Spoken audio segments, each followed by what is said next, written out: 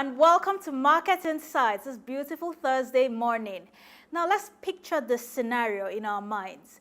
Imagine gliding through the bustling Lagos Lagoon, the spray from the water kissing your face as you cut through morning traffic. Or picture a scenic ferry ride past vibrant markets in Port Harcourt, avoiding road congestion altogether. So now what am I talking about? A very important means of transportation that we haven't fully tapped into. And what's it called? It's water transportation. Now, Nigeria's coastal cities hold immense potential using water transportation. We have a vast coastline and numerous navigable waterways, and this offers compelling alternatives to choked roads and a chance to revitalize the economy. The benefits of water transportation are undeniable. First of all, reduced traffic congestion, faster commutes, and a boost to tourism are just a few to mention. Modern ferries and improved infrastructure can create a safe, efficient, and eco-friendly transportation system. Of course, you know, challenges always exist with any means of transportation, whether you're on road or water or air transportation. So safety regulations, such as the dredging of waterways and investment in modern vessels are always crucial. But with focus on innovations, these hurdles can be overcome. Now, the future of water transportation in Nigeria's coastal cities is very bright. So after the break, my guest and I will discuss how to harness this potential to create a thriving network that unlocks economic growth and connects people in a sustainable way. Now, my guest this morning to discuss the potentials of water transportation and also how to tap into this we don't use it that often, how to tap into the potentials of this transportation system is Kazeem Sanusi. He is the founder and chief responsibility officer of DFSP Africa, which is known for Development, Facilitation and Strategic Planning Africa Limited, and DFSP Africa Foundation. So DFSP Africa is registered in Nigeria and Rwanda. So thank you for joining us this morning on Market Insights, Kazeem Sanusi. Thank you very much, Lovina. Thank you. Yes, I'm happy to have you here this morning to discuss all these issues about transportation. But for the first few minutes, let's talk about water transportation. Then we can still talk about the benefits and also how to improve on land transportation and also air transportation. So water transportation. Now, Lagos, this city, for example, is blessed with a lot of waterways. And in spite of this, I would say that the government really hasn't tapped into its potential, because when we ply our major roads all over the city, we've noticed so much traffic during the peak periods in the morning when commuters are going to their offices, and in the evening after the close of work. So now the potentials, could you enlighten us more on the potentials of water transportation? Okay, great. So thank you very much. First and foremost, Lagos is a coastal city. It is the city that houses. Lagos is the landlord of the biggest ports that we have, and a lot of our communities in Lagos are water-based. So not fully crystallizing all the potentials of water transport will be undermining the potentials, the growth of these communities, because a lot of the communities are actually stuck. They're on water. It's not that they have another way to get out of their abodes or residences. They have to go over the water. So, and we've got to make sure that we make it safe for them. We make it efficient. We make it sustainable. We make it convenient. And we also make sure that the transport facilities or services they have. So there's transport facilities and then there's transport services. That these are well connected in such a way that it is sustainable, it gives long hours of support or services, and the facilities are there for people to join the water-based public transport, and all of that. So the thing is, until we establish, so let's step back a bit. I think the first thing is we need to be sure that Lagos State has fully mapped all of the coastal or water-based communities, because really transport planning is about defining locational, where are these people, what are the parameters, what are the dynamics of their access. And based on that, you're already now, the gaps are coming out, and then you can begin to look at how do we mitigate the gaps, and how do we even project the gaps into the future. If we don't do anything about it, what do we expect to see 4 years, 5 years, 10 years down the line? So these are the things that make whatever course of action to take very clear. And unfortunately, yes, Lagos has done quite well, to be honest. Lagos has done really well compared to practically every other state in Nigeria. But the fact that you've done well compared to other states in Nigeria does not mean that you have done well. You have met the best practices, and so no one must be stranded, no one should be out of circulation. And these are, yes, public social obligations, which also have economic viability, so they should be taken as priority to make sure that they are developed and integrated with other forms of transport. Thank you.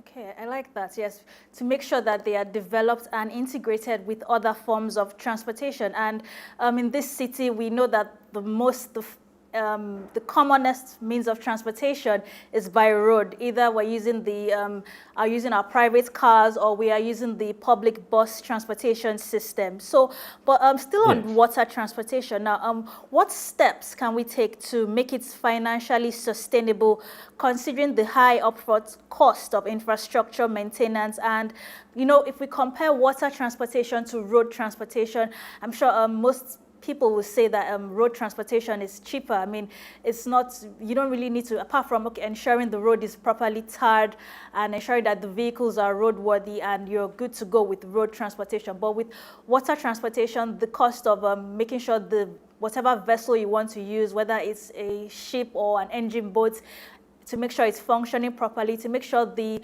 commuters on this boat have the safety regulations, to have their safety vests to be able to take this route, and to also make sure that there is a lot of, in terms of, if there's a bad weather condition, to make sure that commuters are not affected by this. So let's compare the water transportation and the road transportation. Like, how do we make it more financially sustainable for us in Nigeria? Well, so typically, right, whatever, there are different areas of, how do I say this now? There are different categories of viability that we should be looking at. There are some services that we will provide that will be purely socially viable. All right. And there will be those that will be purely economically viable. And then those that would have combined viability. So when we talk about viability, every country in this world has some level of subsidy, of some level of social expenditure, social spending in their transport in different categories. For instance, let's say underserved areas that do not have the population that will make the critical mass for public mass transit. Yet you need to serve them because it's a public social obligation. You need to provide the service. In cases like this, what usually happens is you look at combining a lot of these viabilities per operator. So this is telling you that you can, for instance, let's say you are an operator, you get an economically viable route or access or location, and then you get one that has combined viability, for instance, to use as your CSR. you know, and then you have one that has social viability, that you and the government jointly provide that service, and you take the the government bridges the loss, but you must provide the service. So those are the kind of things. So transport is not about really about purely viability. And so if we're sitting in that space of it has to be viable, you know, we will miss it ab initio. So it's safer for us to first look at what are the public social obligations, what is required, what are the gaps, what are the solutions, and then based on those solutions, how do we batch these solutions? Are these solutions that we have defined and designed, are they economically viable solutions? Then we ship them to the private sector.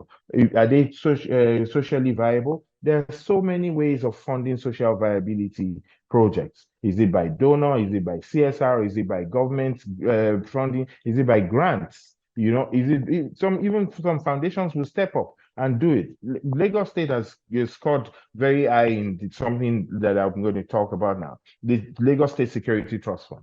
Private sector people came out and put their money. The private sector put liquidity behind the Lagos state government because security affects them. That's the same way transport affects every private sector entity. And that's why they will be interested in making sure that the transport environment, the transport ecosystem works. You know, so Lagos State may want to go that route in terms of fixing the key issues in the transport sector. And, you know, so unfortunately, we do not, we have a bit, as much as there's serious concerted efforts here and there. I think to a large extent, the thinking is not, there's still a bit of gaps in terms of our thoughts around transportation and its dynamics. You know, first, I urge people, and this is something that I've been saying for a while, I urge governments to have a five-step thought process around transport. And then a lot of things will become much clearer. Transport is first a system where what are the what are the facilities, what are the routes, what are the connections, what are, you know, that system as a whole, systems thinking needs to come into the transport environment. And then transport, it's only when you have transport as a system that is connected and complete, right? Because when it's connected and complete, it has removed the first and last mile challenges and risks. It gives a lot more people the comfort to drop their cars or to get out of their private vehicles or to get onto the public transport. Then transport then becomes a business, right? And then for it to be a sustainable business, it has to be transport as a safe and secure service, an efficient service, you know? And then after that, the assets, transport as assets. Transport is an asset-based activity. There is the Oshodi terminal, there is bus stops everywhere. Those things are then economic assets. You know, even on the road, there is the right of way, which you have your billboards and all of that, the promotional income coming from it. So until we have to do that, then transport is also an IGR opportunity. On the roads, a lot of people misbehave. If you have the traffic infringement management system in Lagos, Lagos will make a killing. You know, Lagos will make a killing. Take it away from this, what do you call it? The manual VIO type of thing, or Lamata or LASMA the type of thing. Take it electronic, you know, by character recognition cameras and all that, that recognizes numbers. You will be amazed. So the thinking needs to be revised, and for transport to be complete and integrated and sustainable. You know, that's the way it is. So viability is not as a transport planner as transport planners, we tend to be careful with that focus too much focus on viability, because viability is guaranteed when you do the right things. And let me give you one of the things that also ensure viability. Lagos State has so many buses, right? A lot of those buses that would have been grounded if they didn't have service centers, right? A lot of the states that have done public mass transit have not done the same. They've gotten buses and all of that, and they have not gotten the suppliers to set up functional part service maintenance and lubricant shops and give them service trucks that can go out and support vehicles when they break down. So those vehicles don't live their economic life. So that's why you see that Lagos, you have a lot of people operating. Yes, they're not operating at the top of the range profit margins, but they're not making losses day in, day out, because the system is already created to give those vehicles the economic life. So transport requires thinking and thinking and thinking. It has to be a 360-degree thought process. Thank you. Thank you for that, Mr. Kazeem. Okay, now this, like you rightfully said, yes, we need to bridge these gaps in our road transportation system and in our water transportation. We have to actually bridge these gaps to make it more efficient. So if we take Lagos aside and talk about the other states we have in Nigeria, how do we bridge this gap, particularly the states that are not too close to the coast in Nigeria? How do we improve on the transportation system there? Let's talking about not just the road transportation system, also the rail transportation system. Now, how do we bridge these gaps? How do we map it out properly to ensure that this transportation system functions properly in landlocked states, if I'm allowed to say that? Yeah.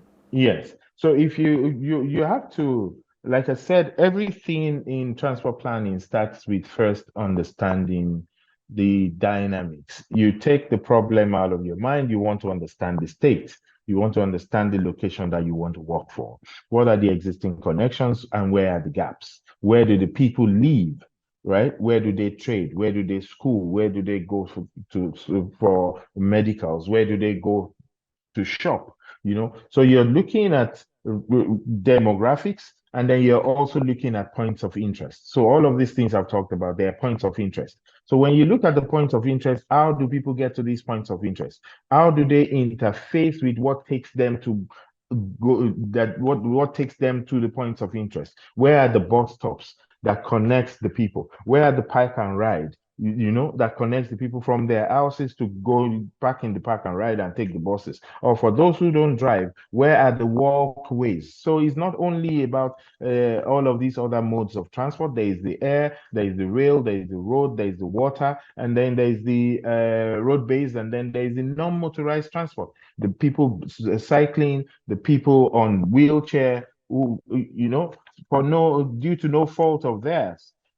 Some are born that way, some have accidents, some have accidents of birth or whatever has happened to them, and they are stranded. We put the burden on the people who are walking or on wheelchair or cycling by making them go merry-go-round before they connect. So our cities are really basically designed for cars, for private vehicles, not even public transport. So the efforts that are now being made to correct that and revert to the ideal, which is, yeah, we're going in the area of public transport, but that's not even enough. We should be going in the area of public transport complementing pedestrian and non-motorized transport. So that intersection is what really makes public transport work and viable. And then that means we now have to make sure that we also pay attention to safety and security. In Lagos, even as a guy, I won't carry let's say I go and visit family, even in Lekki or VI or Ikoyi. I'm not going to carry my laptop bag and possibly a suitcase, and walk out of the house that I want to join public transport. because the last mile is missing. I'm not going to step into a closed loop transport system right in front of that house. Even if it is keke, it should be on the system.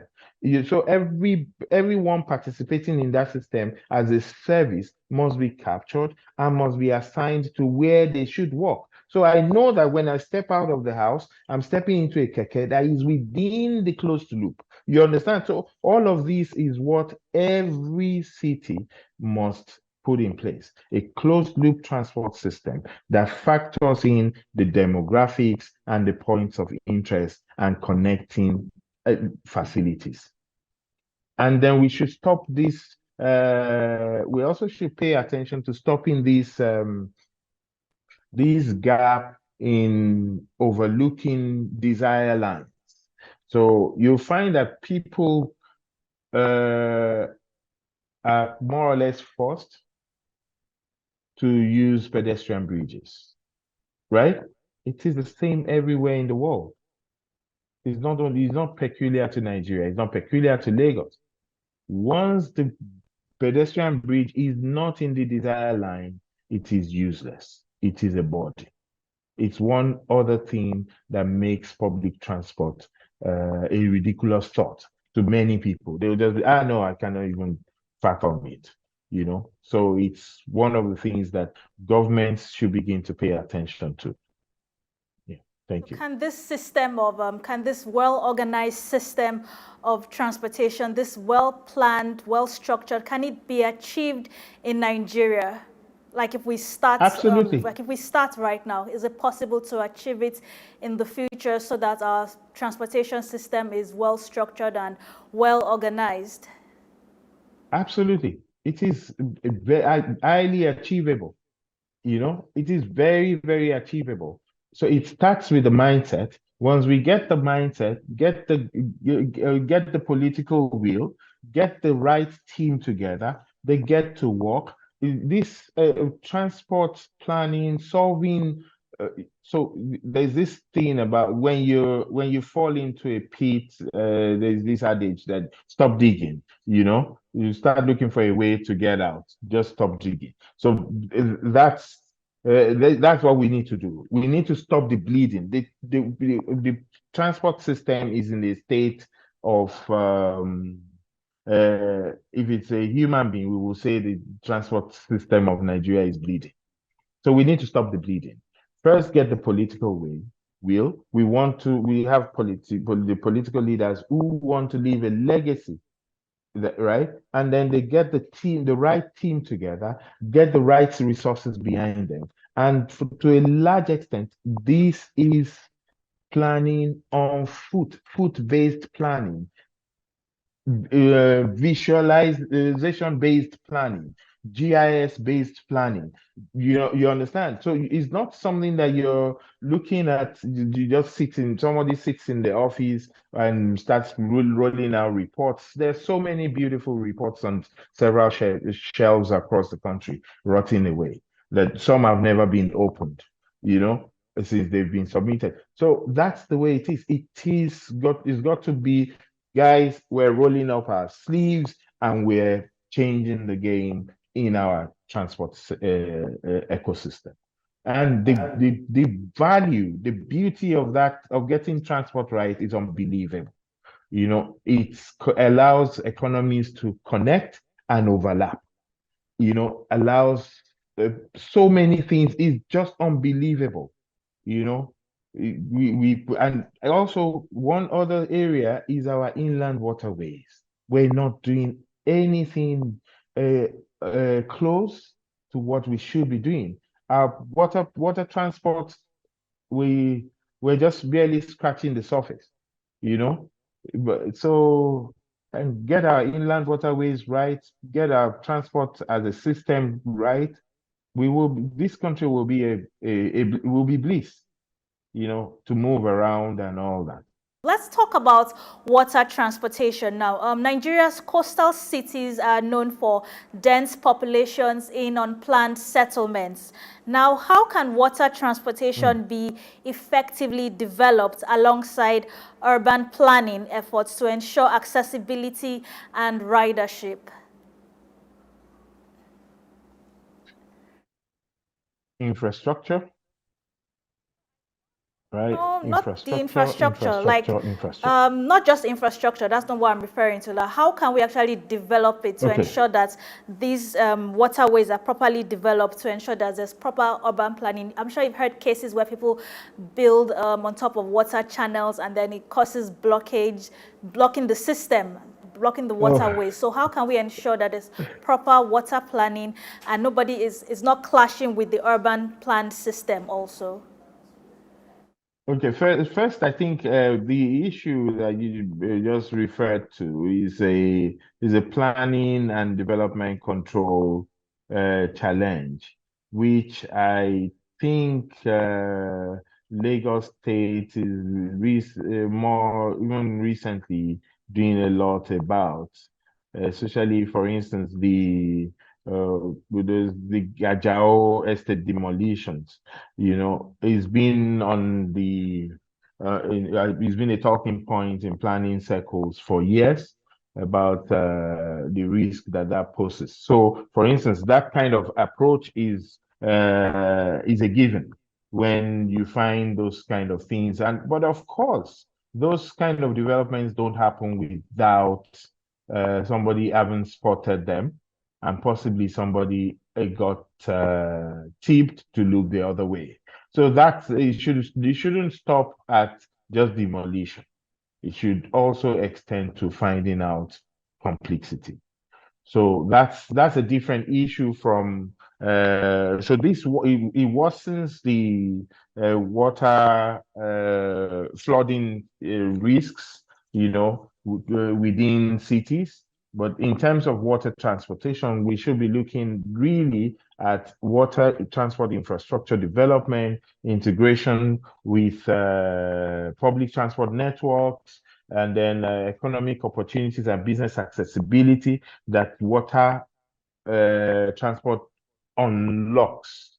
You understand? For instance, the ferry system that used to connect the CMS and APAPA, that's really used to, it was one of the best things that was introduced then. That I'm talking about in the 1996, 97, 98, when I used to take those ferries in those period. It was a bliss. It saves you loss. You see, the thing is, businesses lose man hours. And the worst resource that you can lose is time.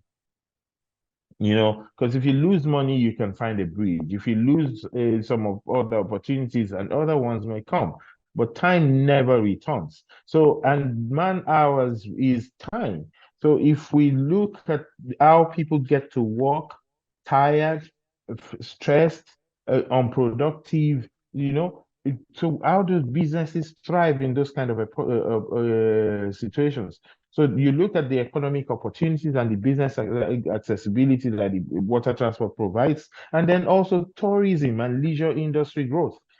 The opportunities are enormous. Other countries, you have people who would take you around the water ways of a city, seeing the scenic sites. That is a huge economic activity that is not yet explored. Maybe, and of course, some people may be exploring it, but it's not as how do you say it? Organized by state. So it means that the state is leaving a lot of money on the table, and then also it gives us the environmental sustainability and resilience. Then the challenges for expansion, is the safety concerns, regulatory barriers, of in this space. So, and then of course, how well are we carrying the communities along? stakeholder engagement, stakeholder. So it's a lot to do with not only just pulling the private sector people together or pulling government together. We also need to let the people also understand that this is a safer way to travel. Because most of the times, even the people that have ferries around them, they will go with a canoe that will then capsize, and government would have to how do you say it? It's an unsightly thing when these kind of things happen in major cities because the system is not there, and maybe it's due to affordability or it's due to conditioned way of traveling that makes them still go with the canoes. If you're a fisherman, you're trained to be in a canoe, but over time you grew up fishing and using canoes. But as a commuter, I think that balance of service and safety and pricing and all of that, Lagos State needs to look at it. The same thing is happening in Niger State.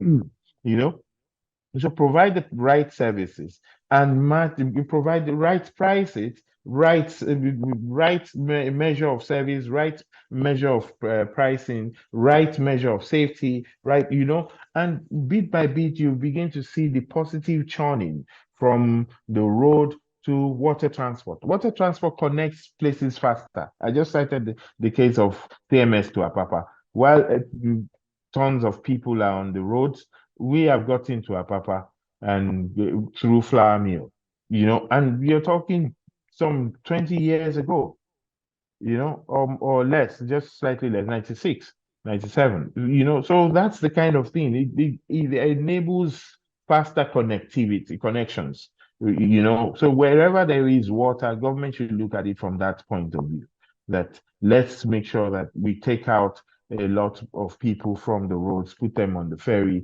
reduce the strain on our road infrastructure and congestion, and of course emissions especially, so those are the kind of things that I think we need to begin to look at. Water Okay, transport so is more one thing stakeholders that need to Lagos actually must pay look at the for. benefits of this. Yes, totally understand what you're saying. Yes, it has a lot of Yeah. potentials. And also in terms of not just for moving people from one point to the other, for also carrying goods and other food items, for example, Yes, transporting absolutely. things that By people want to barges, use, maybe equipment, not just food, people alone. But petroleum, I'm just petroleum stating this anyway. It's not products. just the Yes. Apapa and CMS routes. No, There's no, no, also no, the not waterways just from that. Yes. Ikorodu to Ikoyi. Also, Ikorodu there's to also Ikoyi, that ferry Ikorodu to transportation too. Lekki. Okay, Yes, absolutely. okay, let's still talk further on other means of transportation. Now, the rail transportation system, it's something that in Lagos, yes, the current administration is really tapping into it and creating more rail transportation routes. But across Nigeria, other states, apart from the movement of goods and services from using the rail transportation system, it's not the way it is in Lagos. So how can governments in these other states tap into rail transportation system? Like what steps should they take to also, if I'm allowed to say, follow the Lagos state example? Example, yes. So I think two things immediately will come to mind. We in rail we have three gauges actually, but two are most popular. You have the standard gauge and the narrow gauge. We in Nigeria we've got some 3,000 plus kilometers of narrow gauge, which unfortunately we have more or less uh, thrown behind us. Efforts to revive over the years, a lot of efforts, but nothing concrete has been done. And you're looking at something that has less than 1,000 kilometers, if I stand to be corrected, less than 1,000 kilometers of missing links, that needs to be repaired and all of that. And then we're doing the standard gauge.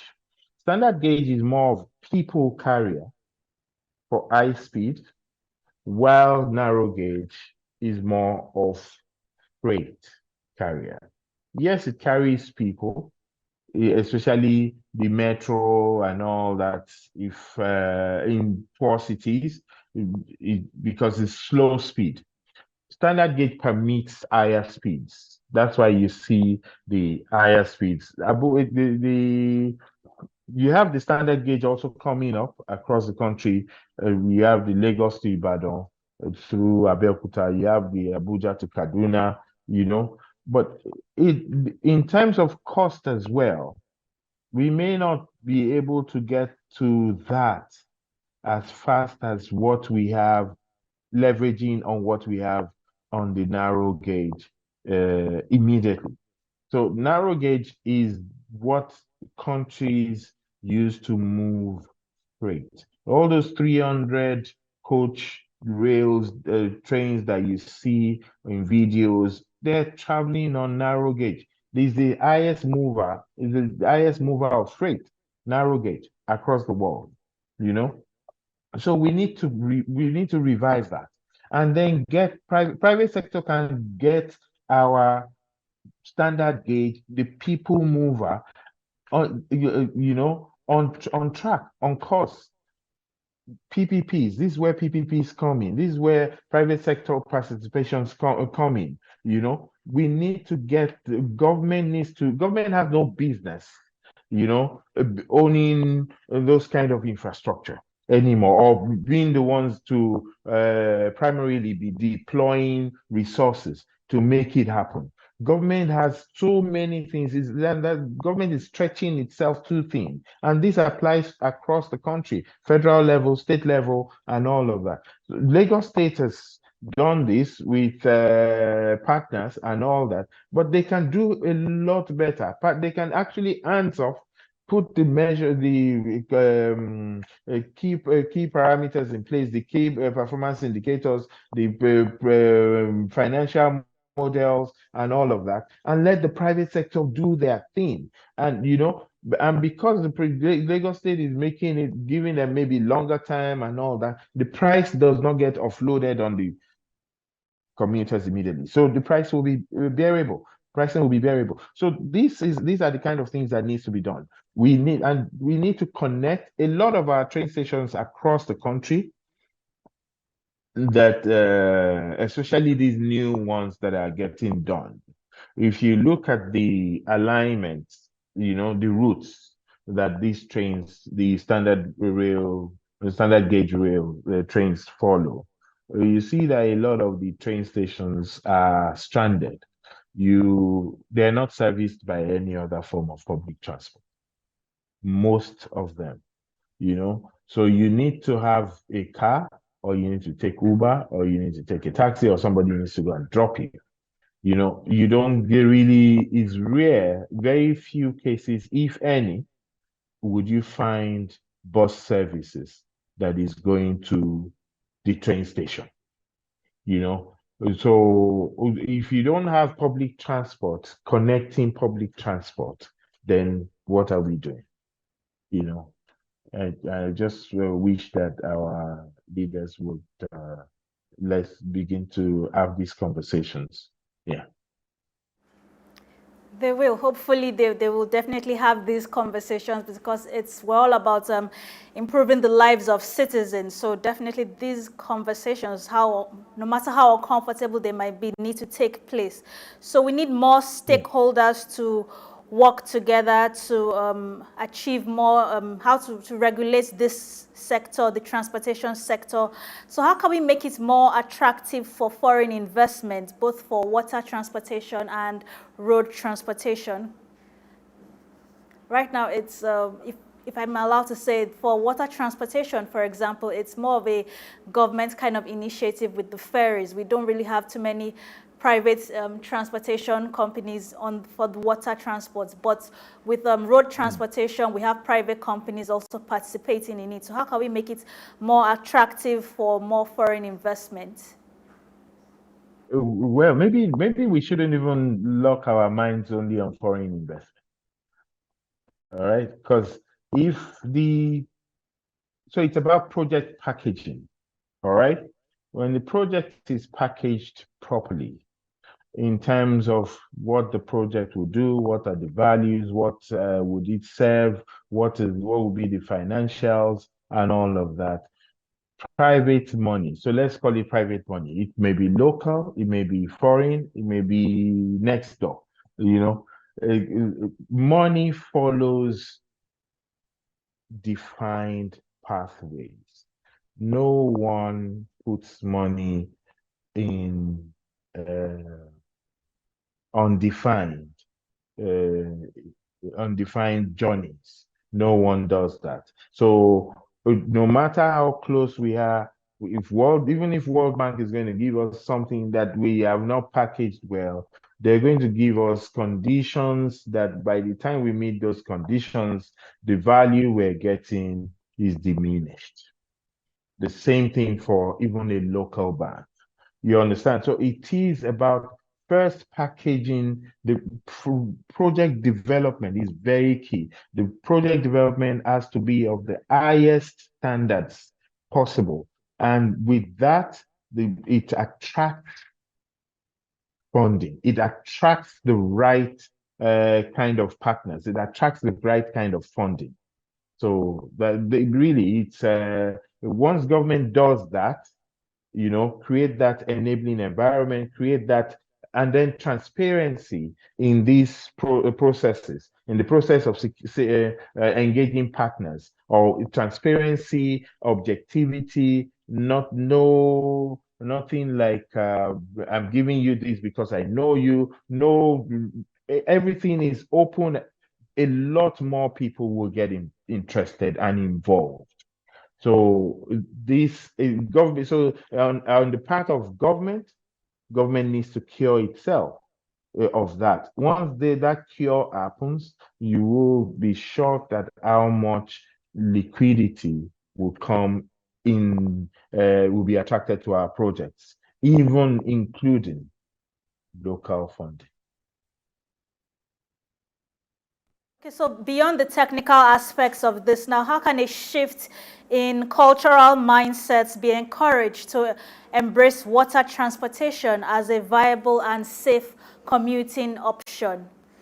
Let's just talk further. We know in this part of the world, we need to always educate the people on the benefits of things, but most of the time it's to definitely be more of a better advantage to people. So how can we change people's opinions about, I'm sure all this news of boats capsizing, it has scared some people away from commuting by water. So how can we change this cultural mindset and educate them on the benefits of this so that we can decongest the roads? Yeah. So the thing is, the first thing is